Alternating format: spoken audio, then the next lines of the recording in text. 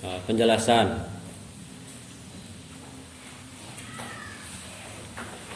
Setelah dibahas bab takwa, yang mana kemarin kita ulas lagi sebab-sebab takwa, diantaranya yang disebutkan oleh pengarang kitab adalah satu, merasa dan meyakini bahwa diri ini adalah hina jika dihadapkan dengan Allah yang maha kuat, maha gagah, dan maha segalanya. Yang kedua, mengingat-ingat kebaikan Allah atau mengingat-ingat nikmat Allah, sehingga ada rasa malu kalau kita tidak mau taat, karena nikmat yang diberikan oleh Allah banyak banget gitu ya. Terus yang ketiga, mengingat kematian, bahwa selama-lamanya hidup, sesenang-senangnya pasti akhirnya sama. Manusia itu latar belakangnya berbeda-beda, perjalanan hidupnya beda-beda, cara hidupnya beda-beda, tapi tetap berakhir sama, mati ya. Kullu nafsin dha'iqatul maut. Lalu dia menyangka atau terus merasa bahwa di depannya hanya ada surga dan neraka. Jadi kalau mau berbuat sesuatu, dia pikir ini jadi sabab ke surga atau ke neraka gitu. Lalu kemarin ketika seperti itu, maka dia akan terdorong untuk berbuat amal soleh, yang mana salah satu amal soleh itu adalah ketika kita siap selalu membantu sesama muslim, memandang dengan pandangan kasih sayang gitu ya. Juga apalagi ketika orang lain lebih dahulu berbuat baik kepada kita, maka harus lebih tertuntut untuk berbuat baik juga. Jangan sampai kita jadi orang yang memanfaatkan orang baik. Di zaman sekarang mah orang baik teh menderita. Kenapa? Banyak dimanfaatkan sama orang-orang yang nggak tahu diri. Si anu mah bager, tenang, orangnya baik kok, mau diapa-apain sama saya juga gak bakalan marah. Nah, kalah gak sadar diri malah makin sengaja gitu ya, dolim sama orang gitu. Nah, maka orang yang bertakwa di dunia akan apa? Diangkat derajatnya. Di dunia saja sudah bakal terasa. Orang yang bertakwa itu derajatnya di mata manusia akan terangkat. Lalu akan bagus sebutannya. Tidak ada yang berani melabeli atau memanggil dengan panggilan yang jelek. Lalu akan meraih kasih sayang atau kecintaan dari orang lain. Karena orang yang takwa itu li'anna sahibat taqwa yu'adzimuhul asogir, akan mengagungkan kepada orang yang bertakwa orang yang lebih muda. Yang lebih muda akan hormat. Wa yahabuhu al-akabir, dan orang yang lebih tua akan segan ke orang bertakwa itu. Wa yarahu kullu akilin annahu al-aula bil birri wal ihsan, dan orang yang berakal pasti akan melihat orang yang bertakwa tersebut berhak atau lebih utama untuk mendapatkan kebaikan ya, akan didatangi kalau kita jadi orang yang bertakwa. Kalau di akhirat sudah jelas, fan najatu minannar, orang yang bertakwa pasti dijauhkan atau selamat dari neraka. Wal fauzu bidukhulil jannah, dan akan bahagia dengan masuk surga. Wa kafa al muttaqina syarafan annallaha yaqulu fihim innallaha ma'al ladzina taqaw wal ladzina hum muhsinun. Sesungguhnya Allah beserta orang-orang yang bertakwa dan orang-orang yang berbuat baik. Surat An-Nahl ke-16 ayat 128. Nah, itu takwa bab nomor pertama ya, bab pertama. Selanjutnya, bab selanjutnya membahas adabul muallim. Adab untuk guru. Kalau kita jadi guru, maka sebelum jadi guru harus tahu adab-adabnya. Jangan sampai menyalahkan murid karena kurang adab. Oh, ternyata padahal ternyata gurunya juga tidak tahu adab, ya. Makanya kita pelajari.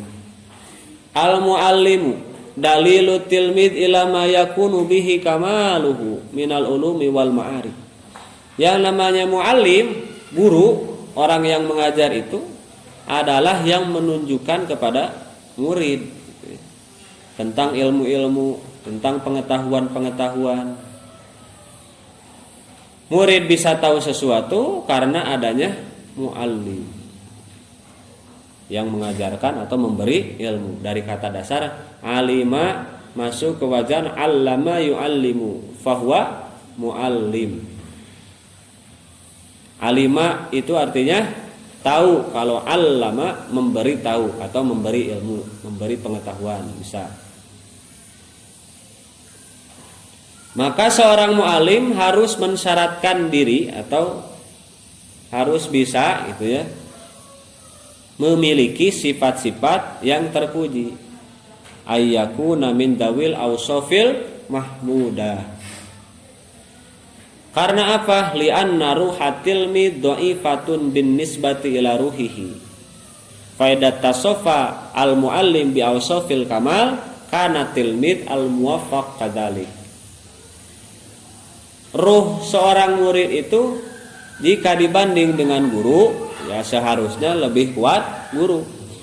Ruh seorang murid itu lemah. Nah, ibarat kalau dalam segi fisik ada bayi belajar berjalan, ya kan harus diajari oleh orang yang memang udah bisa jalan, yang lebih dewasa, dituntun. Kalau misalnya dalam segi ilmu, ya murid belum bisa baca kitab, ya kan pertama dituntun dulu sama gurunya. Faslun ari ieu eta hiji pasal kali ewangnya dibaca, terus murid yang baca. Didikte misalnya belajar doa-doa, ya kan? Nah, maka seorang guru harusnya ruhnya lebih kuat, bukan fisiknya. Ini kalau berbicara guru dan murid, harus ruh yang kita cari. Kecuali kalau kita cari guru olahraga mungkin. Kalau guru olahraga ya betul, yang harus kita cari yang memang harus kuat fisiknya juga. Ini kan dalam hal akhlak ya, dalam hal agama gurunya. Maka seorang guru harus mempunyai sifat-sifat yang sempurna. Meskipun tidak mungkin sesempurna baginda Nabi besar Muhammad SAW. Meskipun memang tidak bisa menyalahi kaidah tidak ada manusia yang sempurna. Disempurna-sempurna, oke. Meskipun berusaha sempurna, ya tetap aja ada salah mungkin ya. Tapi berusaha supaya guru tersebut setiap sifat yang terpuji dia berusaha miliki gitu ya. Meskipun ada kecenderungan, ada yang kuat, ada yang lemah, mungkin seperti itu. Kalau seorang guru mempunyai sifat-sifat yang terpuji, ya, mempunyai sifat-sifat kesempurnaan, ausofil kamal, maksudnya kesempurnaan dalam tadi ya, bukan berarti sifat kesempurnaan yang hanya dimiliki oleh Allah Subhanahu wa Ta'ala. Ya, dalam ukuran manusia, setiap sifat itu dia berusaha raih sifat terpuji itu. Kalau sudah seperti itu, maka muridnya pun akan berusaha ikut menyesuaikan. Kalau gurunya rajin terlihat misalnya rajin apa? Rajin baca misalnya. Setiap terlihat oleh muridnya, gurunya lagi baca, ya, maka lama-lama murid pun akan menyesuaikan. Oh, guru yang ini mah selalu mewajibkan membaca karena dia juga suka baca misalnya. Akan terdorong menyesuaikan. Oh, guru yang ini mah disiplin dalam hal waktu misalnya. Maka si murid pun harus menyesuaikan. Oh, guru yang ini mah seperti ini sifat-sifatnya. Pokoknya setiap apapun sifat yang dimiliki guru itu akan jadi percontohan bagi murid. Ada istilah guru kencing berdiri, murid kencing berlari. Artinya satu sifat guru yang jelek saja itu bisa berbahaya bagi murid. Karena apa? Ya tadi ya, sama murid suka dicontohnya berlebihan. Misalnya ada guru yang ketahuan misalnya tidur waktu sholat malah tidur, kelihatan sama kita. Nah, itu kan aib. Sama kita teh malah jadi dalil. Wah, guru juga waktu sholat tidur. Padahal mah cuma satu kali itu aja. Ya, itu juga karena capek mungkin. Itu jadi dalil sehingga apa? Sehingga kita juga suka tidur dengan dalil. Gurunya juga suka ketahuan tidur contohnya. Nah, itu contoh. Makanya harus hati-hati. Karena kalian juga adalah calon-calon guru ya, calon-calon mu'alim. Harus. Maksudnya ya jangan berpikir harus punya pesantren, harus punya madrasah ya. Ya punya satu orang minimal atau anak-anak yang jadi murid kita. Gak punya pesantren tapi anak 11 ya. Udah aja itu yang kita ajarin. Dan itu akan jadi aset akhirat. Maka jika seperti itu, wajiblah seorang guru satu harus menjadi orang yang bertakwa. Satu harus taqiyan. Taqiyan itu apa? Bertakwa. Apa itu takwa? Sudah dibahas ya di bab sebelumnya. Lalu yang kedua, mutawadian. Harus tawadu. Harus tawadu. Jangan berarti apa? Jangan takabur. Harus berusaha lemah lembut. Lemah lembut supaya apa? Hati-hati murid itu condong gitu ya kepada guru tersebut. Sehingga bisa meraih manfaat. Itu ya. Ada sana guru atau habib yang keras. Nah, itu keras tuh di mana? Kalau sama muridnya saya yakin. Kalau lagi ngajar ihya pasti lembut. Ya. Kalau lagi transfer, ilmu pasti lembut. Tidak semuanya keras. Tidak setiap waktu keras. Ya. Tapi ada tempat-tempatnya. Ya kalau waktunya keras, maksudnya tegas, bukan keras ya. Lebih tepatnya tegas. Tapi kalau waktu seperti ini, waktu ngajar kita, kalau tidak diperlukan tegas atau keras bahasanya, buat apa juga? Itu makanya dasarnya itu adalah layyinul jadid, lemah lembut. Supaya hati itu condong. Fatastafidu minhu dan bisa memberi manfaat. Dan juga harus betul-betul hilim, mempunyai sifat hilim. Hilim itu susah dicari padanan katanya dalam bahasa Indonesia.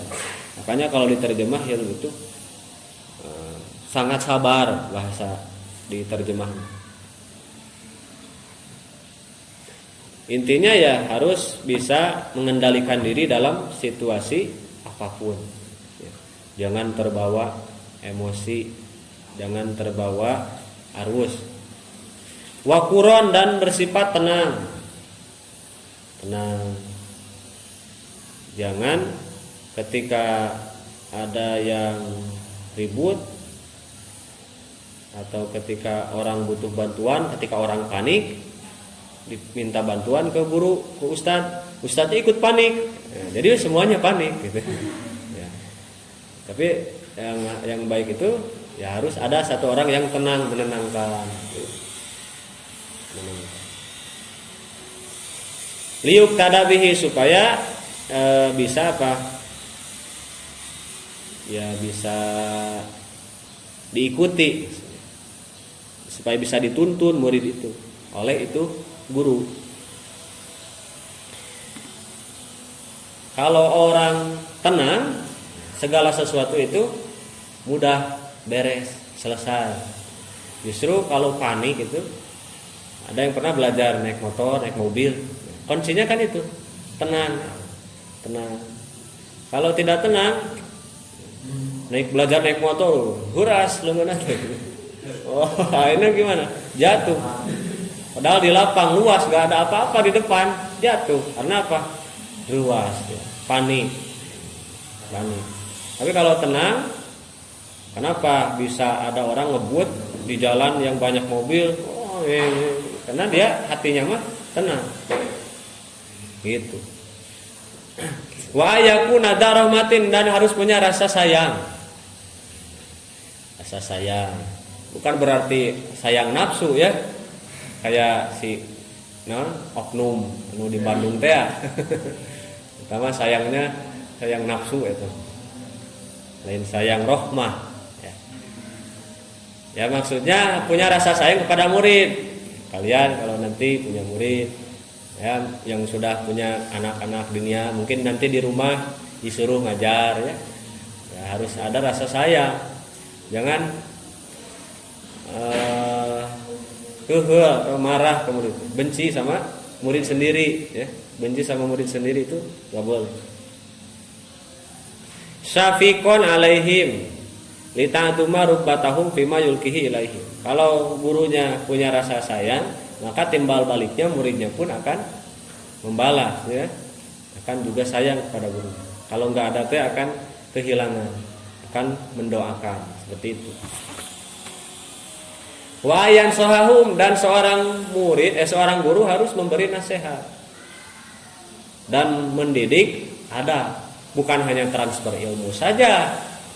Sekarang makan banyak di sekolah-sekolah, di kampus-kampus, yang jadi dosen, yang jadi guru cuma sifatnya transfer ilmu.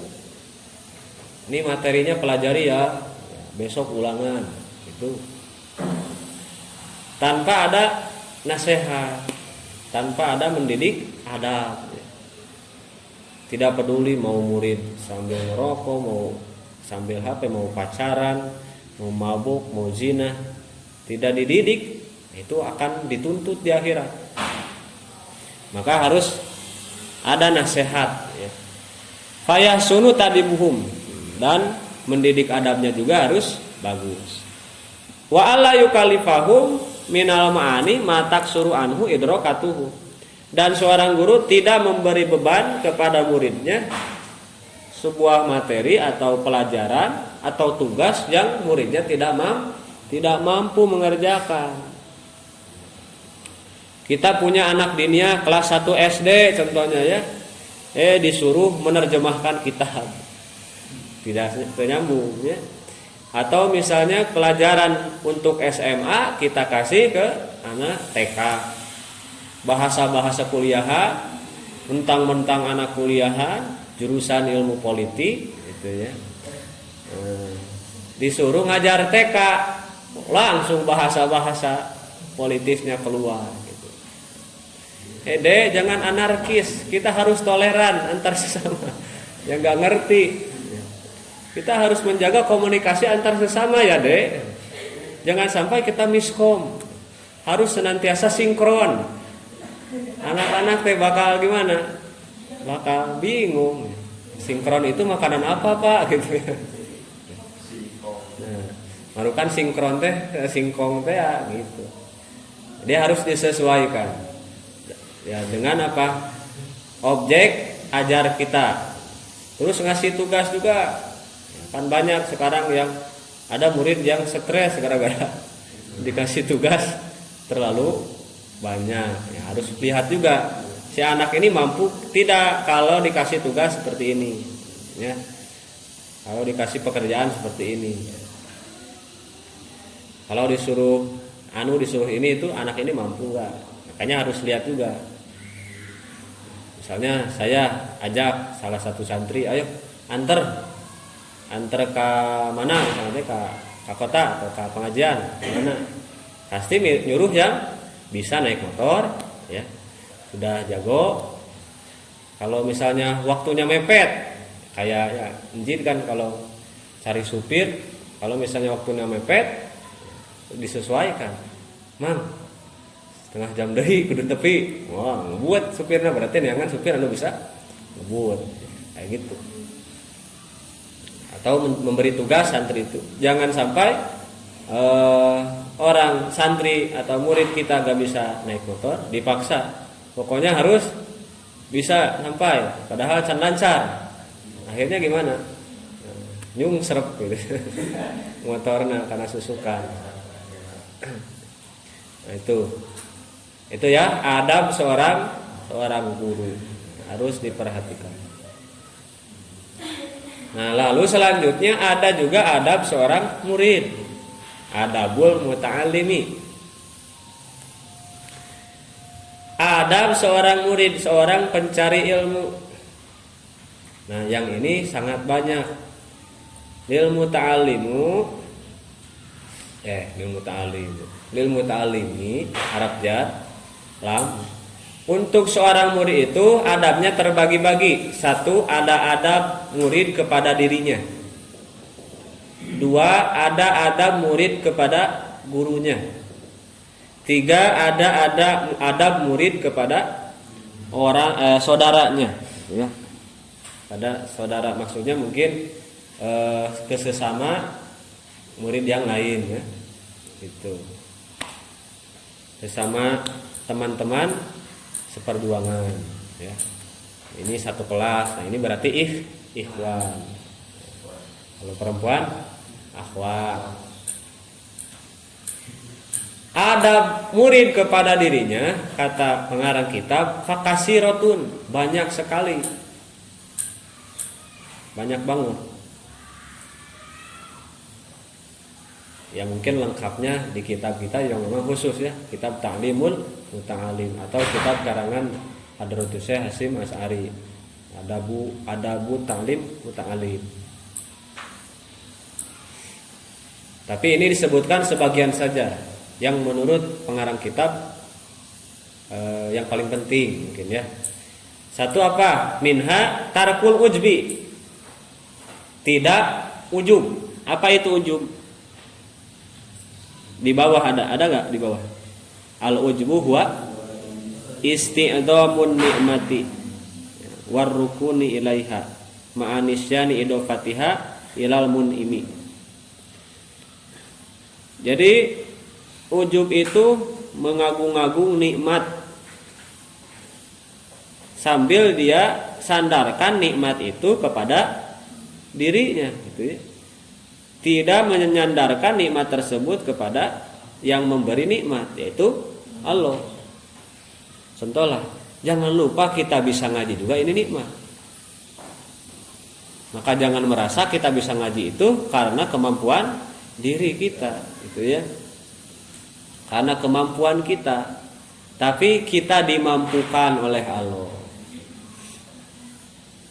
Ya, yang baik itu bahasanya alhamdulillah saya bisa ngaji, tapi alhamdulillah saya oleh Allah dimampukan berangkat ngaji. Supaya tidak ujub, ada kunci-kunci dalam berbahasa. Alhamdulillah, update status alhamdulillah saya udah bisa sholat. Harusnya supaya tidak ujub, saya oleh Allah dimampukan untuk sholat. Karena banyak yang mau sholat, ya kayak kita lah. Mau nggak istiqomah tahajud? Mau pasti. Mau nggak istiqomah duha? Mau. Tapi banyak yang mau tapi tidak mampu, ya. Kayak dapetin kamu, mau tapi tak mampu. Banyak yang mau tapi banyak yang tak mampu. Nah, ya. Maka ujub itu kalau kita merasa bahwa amal kita ini adalah hasil kerja keras kita, hasil usaha kita. Kenapa ya si anu mah waktu ngaji teh tidur terus, gak kayak saya. Saya mah perasaan gak pernah tidur waktu ngaji. Nah, hati-hati, itu bisa jadi bisa jadi yang tidur itu kecapean habis kerja, habis tafakur ya. Nah, kita husnudon aja. Habis malamnya habis bagadang kerja atau ngerjain tugas atau apa ya. Makanya biarin nikmat. Yang tidur biarin senati tidur ya. Pas pulang biarin aja, jangan dibangunin, biarin. Takutnya sedang bermimpi indah. Ada cerita, ada orang mimpi lagi makan. Ada orang lagi mimpi, bukan mimpi lagi makan. Mimpi disuguhi makanan. Pas mau makan, dibangunin. Wah, marah yang tidurnya. Kamu ngebangunin saya. Saya lagi saya pas lagi mau makan. Nanti 5 menit lagi, pas tidur lagi, mimpi lagi. Ternyata piringnya udah diberesin. Gak jadi makan. Pernah gak mimpi bersambung? Ada yang pernah gak mimpi bersambung? Itu cerita dari guru saya ya. Bisa jadi lagi mimpi indah terus kita bangunin. Nah, intinya jangan ujub. Kenapa ya si anu mah gini gak kayak saya.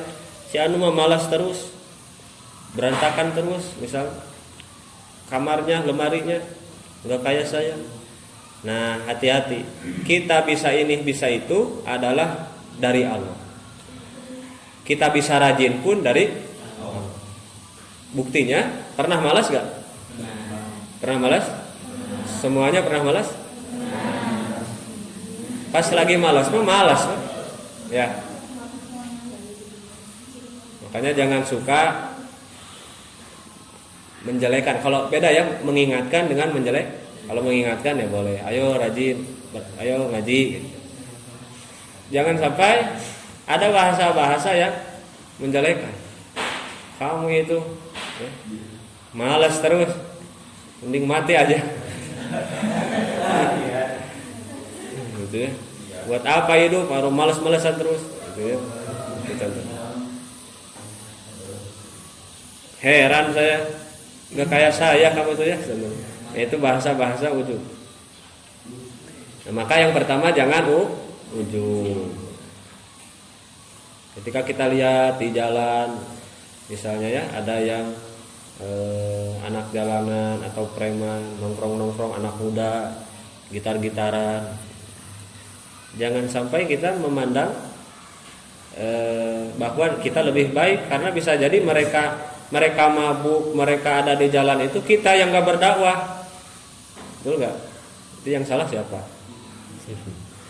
Jangan suka sebelum salahkan orang lain, salahkan dulu diri, cari kesalahan diri.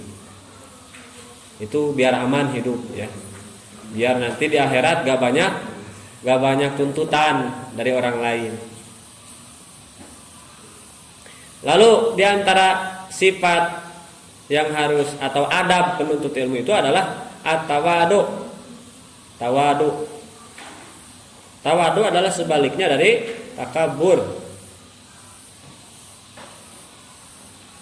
Kita rendah hati ya. Tidak merasa sombong. Tapi jangan juga tawakal bari bodoh lain.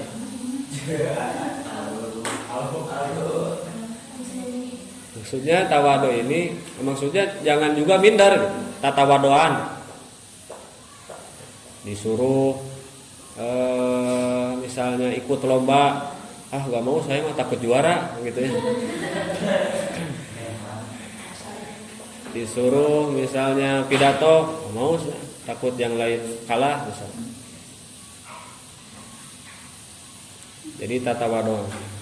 Gak mau lah, saya mah gak bisa apa-apa. Nah, itu jangan seperti itu. Tapi tawadu itu ya harus sesuai. Yang penting itu dalam hati sebetulnya. Tawadu itu dalam hati. Kita nggak tahu orang itu sebetulnya dalam hatinya seperti apa. Yang tahu isi hati kita itu adalah kita sendiri ya. Kita ini ada rasa tawadu atau takabur. Mungkin bisa jadi orang ketemu guru misalnya sopan, tapi hatinya meremehkan, bisa jadi. Nah, maka adab yang pertama tawadu. Yang ini dalam hal baik dohir maupun batin gitu. Tidak merasa lebih baik atau tidak merasa cukup dengan ilmu. Artinya mau dari siapapun dia dengar. Ciri orang tawadu itu ya, mau dapat ilmu dari siapapun dia mendengarkan dengan seksama. Mau dari anak kecil, mau dari yang lebih muda, mau dari teman sekobong, teman sekamar misalnya, ngasih ilmu sama kita, ya kita terima. Karena ilmu itu ibarat air mengalir. Pada dasarnya air mengalir itu dari atas ke bawah. Maka kalau kita memposisikan diri kita tinggi, maka air tidak akan naik, maka ilmu pun tidak akan dapat. Tapi kalau selalu merendah, maka akan dapat aliran. Dapat aliran yang banyak, air yang banyak. Semakin kita menggali diri kita lebih rendah, semakin banyak muat air. Itu kan ya? Itu tawadu. Lalu wasidku, jujur. Jujur supaya kita dipika resep. Kita disukai, dicintai, ya. Mausukon dan dipercaya. Dicintai dan dipercaya. Kalau orang jujur itu ya, meskipun pahit tapi kesananya akan plong. Kesananya akan betul-betul dipercaya. Orang tidak jujur meskipun awalnya untung banyak, tapi kesananya akan tidak barokah, akan putus, ya, sulit dipercaya lagi sama orang. Ada cerita orang yang teriak-teriak karena ketemu singa malam-malam, orang jahil, tolong ada singa, tolong, teriak-teriak sampai orang kampung bangun semuanya. Yang ronda, ya, Pak RW, Pak RT-nya bangun semuanya. Mana singa mana? Pas ketemu sama orangnya langsung dia bilang prank ya, kena prank ya gitu. Akhirnya gimana? Kesel gak orang? Kesel. Akhirnya pas besoknya ketika dia teriak-teriak, padahal bener itu ada singa beneran. Pas dia teriak-teriak, orang gak ada yang percaya. Wah, paling ngeprank lagi. Paling dia bohongan lagi. Ternyata beneran. Akhirnya besoknya, ya, dia udah habis dimakan singa. Na'udzubillah, ya. Atau ada cerita seorang raja. Ada seorang raja yang tidak punya anak. Kalau nggak salah ceritanya, raja tidak punya anak, terus mencari pelanjut kerajaan. Tapi dia ingin orang yang jujur. Maka diadakanlah sayembara. Barang siapa yang lulus sayembara ini, maka dia berhak menggantikan saya sebagai seorang raja. Maka datanglah pemuda dari mana-mana, ya. Utusan dari berbagai provinsi. Kalau sekarang tiap daerah mengirimkan utusan terbaik untuk jadi raja. Nah, oleh raja ini diberi tugas, yaitu apa?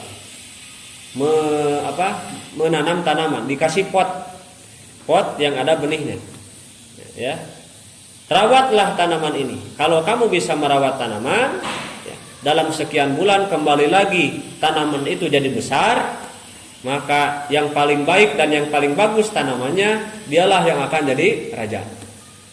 Kalau ngurus tanaman sudah bagus, maka akan bagus dalam ngurus kerajaan. Maka pemuda itu pulang ke rumah masing-masing membawa pot yang ada benih tanamannya, ya. Ternyata sekian bulan kemudian, wah, ada yang membawa tanaman udah besar, udah bagus, udah indah, dipercantik juga tanamannya. Ada satu orang yang masih gitu-gitu aja, tidak tumbuh benihnya tuh. Maka ternyata oleh raja malah dipilih orang yang benihnya tidak jadi, yang tanamannya tidak besar. Kenapa? Karena memang sengaja raja itu ngasih pot yang tidak bisa tumbuh tanaman. Ternyata yang lainnya bohong semua, gitu kan? Karena pengen jadi raja, dia sendirian yang jujur. Saya sudah berusaha kasih ini kasih itu, wahai tuan raja, masih tetap ini pot tidak bisa tumbuh tanaman. Maka kata si raja, emang gitu, saya sengaja, gitu ya. Saya sengaja menguji apa? Kejujuran kalian. Itulah yang akan jadi raja. Atau kisah kalau nggak salah orang tuanya Imam Syafi'i, tahu nggak yang makan apel itu ya?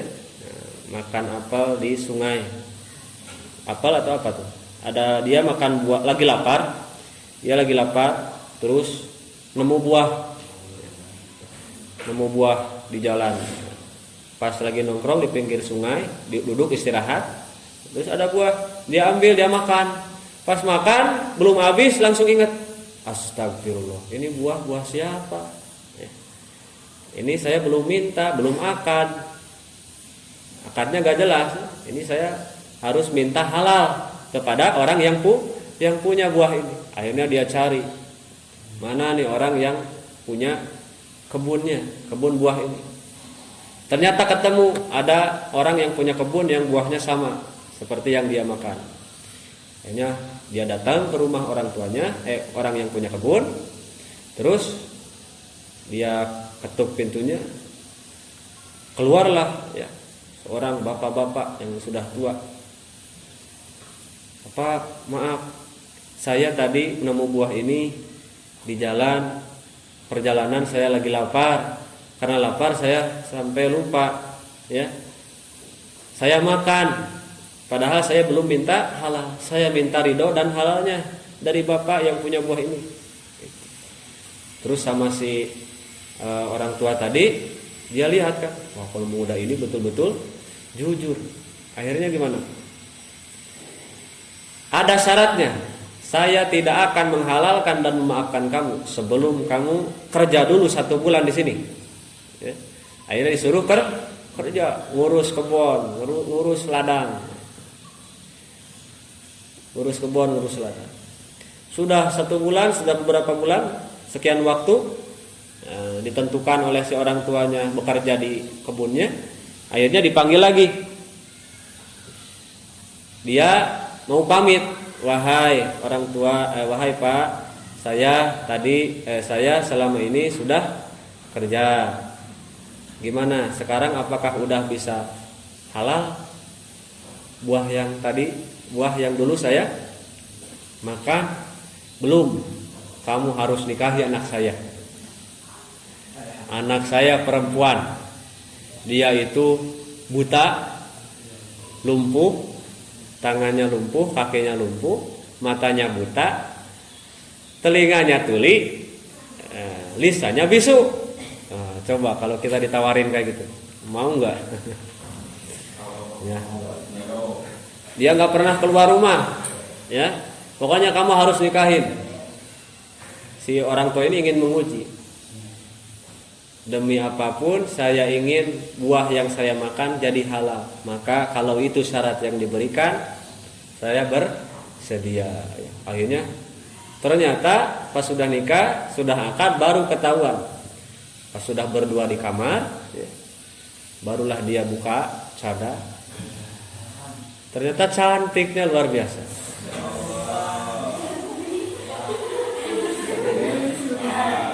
Loh, ini saya salah masuk kamar atau bukan? Kata si pemuda tadi, katanya kamu lumpuh, katanya kamu buta, katanya kamu bisu. Saya buta dari melihat hal-hal yang haram. Mata saya tidak pernah melihat hal. Saya tuli dari mendengar hal-hal yang haram. Kaki saya lumpuh, tidak pernah melangkah ke tempat yang haram. Tangan saya juga lumpuh, tidak pernah digunakan untuk melakukan hal-hal yang dilarang oleh Allah. Akhirnya nikahlah, gitu ya. Sudah tidak usah dilanjutkan ya. Intinya si pemuda tadi jadi dapat istri cantik, soleh. Gara-gara apa? Jujur. Maka orang yang jujur itu akan dicintai dan akan dipercaya. Lalu harus sopan dalam berjalan. Jangan apa tadi? Banyak gaya. Jangan dadanya dibusung-busungkan. Kalau cowok kan biasanya gitu. Ada yang gitu jalan. Kalau cewek, kalau perempuan jangan sampai mempertontonkan lekuk tubuh. Ngahaja eta dibutak-gitak. Itu bahaya. Harus sopan. Apalagi di sini ya gang-gangnya sempit. Harus apa? Menundukkan pandangan dari hal-hal yang haram. Sudah paham lah. Kalau berjalan tidak boleh banyak gerak lirik ke kanan ke kiri. Lalu wa yakuna aminan alama utiyahu minal ilmi. Harus amanah terhadap ilmu yang diberikan. Ya, kalau sama guru dikasih tugas, kerjakan tugas. Kalau sama guru disuruh baca, baca. Kalau sama guru disuruh buka kitab halaman sekian, harusnya mah dibuka, amanah kan. Kalau ada yang nanya, maka kita tidak menjawab kecuali apa yang kita tahu. Jangan sok tahu. Itu adab murid terhadap dirinya sendiri. Lalu ada murid terhadap gurunya. Di antaranya adalah murid tersebut meyakini bahwa keutamaan gurunya lebih besar daripada keutamaan orang tuanya.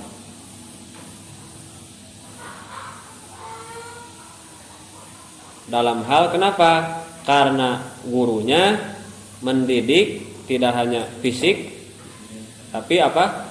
Ruh. Dan ruh itu lebih penting daripada fisik. Kalau fisiknya yang cantik, orang hanya akan menatap. Tapi kalau ruhnya yang cantik, orang akan menetap.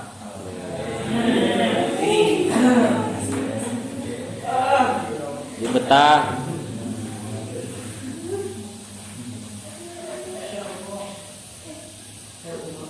Banyak kan artis-artis yang fisiknya cantik, wajahnya cantik, suaminya ganteng, tapi cerai, kawin cerai, nikah cerai.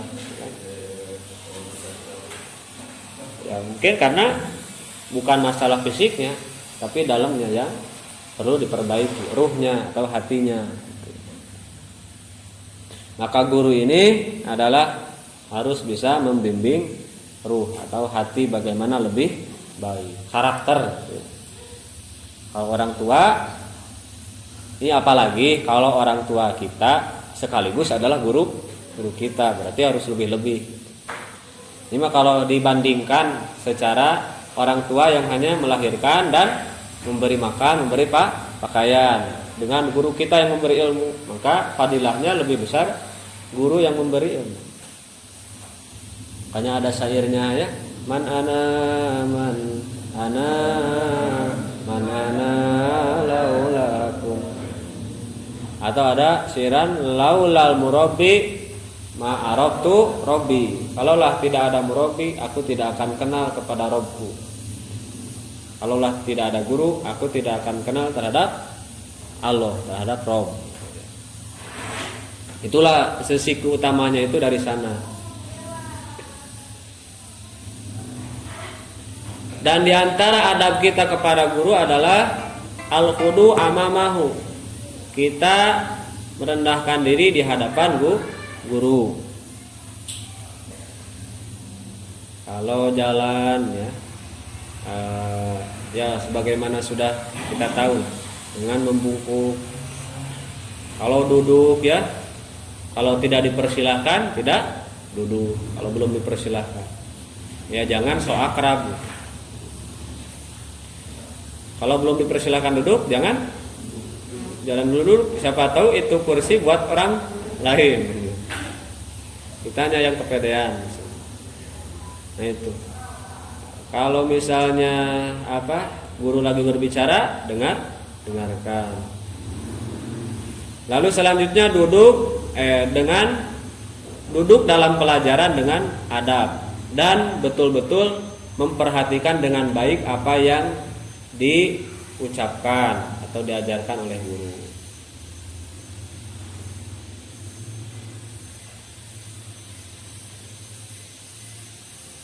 Lalu apalagi tarkul mizah, tidak banyak bercanda, ya, tidak mengolok-olok apa yang dijelaskan oleh guru, atau memuji orang lain, memuji ulama yang lain di hadapan guru kita. Misalnya kita punya guru, misalnya guru nahwu, contoh. Terus kita ngomong di depan guru kita, saya diajar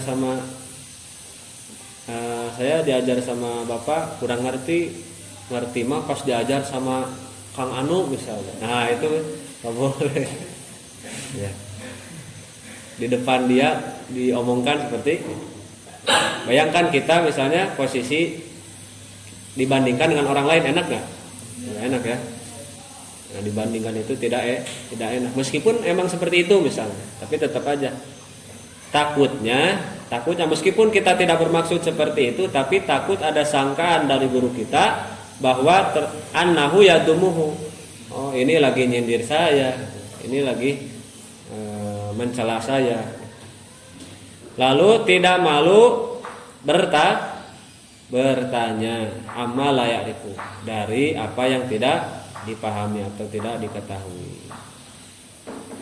Jangan qanaah dalam kebodohan, ya.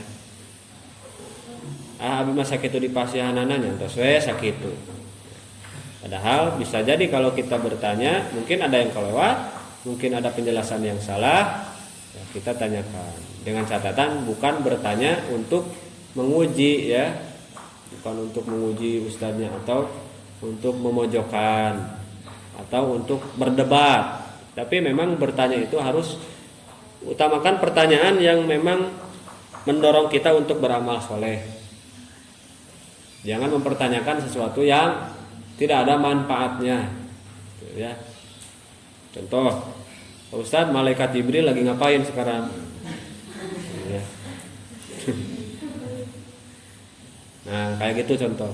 Atau misalnya orang tua Nabi itu di surga atau di neraka misalnya.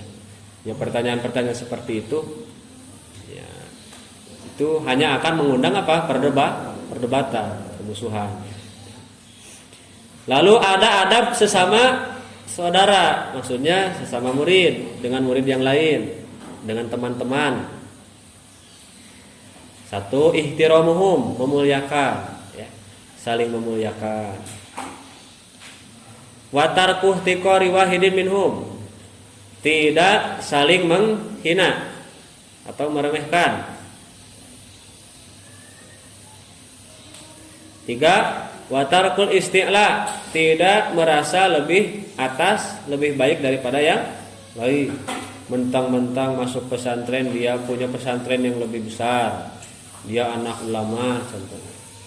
Langsung pas masuk pesantren mau dibedakan sama yang lain, atau merasa dirinya lebih baik dari yang lain. Mentang-mentang anak orang kaya gitu ya, pas ketemu temennya yang miskin menghindar. Tuh, berapa itu? 1, 2, 3, 4. Wa minha alla yaskhar bibatil fahmi minhum. Bibatil fahmi, mufahmi. Yang namanya pahmi ya harus paham. Kalau pahmi gak paham berarti tidak pahmi berarti ya. Bibatil pahmi itu apa? Lambat dalam memahami. Itu jangan sampai kita olok-olok. Disurahkan ini orang masuk itu. Nyurahkan mun aya anu leleteh disurahkan. Ternyata itu tidak berada.